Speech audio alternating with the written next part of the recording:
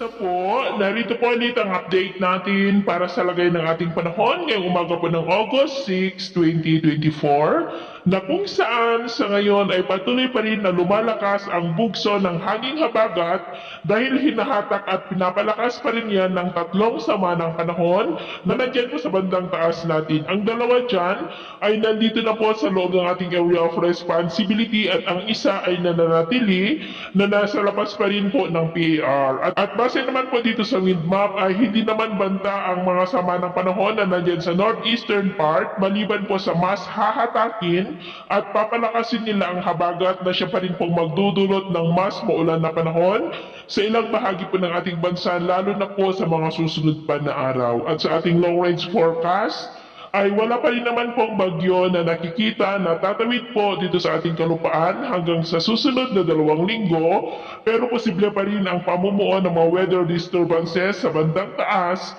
na patuloy po na magpapalakas at hahatak ng habagat. Samantala po ang La Nina ay nagbabanta na magsimula ngayong Agosto o hanggang Oktubre at magtatapos yan by early 2025 na magdudulot ng mas maulan na panahon. At sa lagay po ng ating panahon, ngayong madaling araw ay maayos pa rin ang panahon sa malaking bahagi ng ating bansa pero dahil sa habagat ay may mga isolated rain sa ilang bahagi ng Batanes, Babuyan Islands, Tarlac, Zambales, Bataan, Batangas, ilang bahagi po ng Palawan, Southern Quezon, Bicol Region, Samar, Eastern Samar, Dumaguete, Tawi-Tawi at ilang bahagi po ng Zamboanga del Norte. At mamaya ay sisikat po ang araw sa malaking bahagi ng ating bansa pero may tsansa pa rin ng maulap na kalangitan with isolated rains dyan po sa may extreme northern Luzon Islands, ilang bahagi ng Central Luzon, Metro Manila, Cavite, Batangas, Southern Quezon, Bicol, Occidental Mindoro,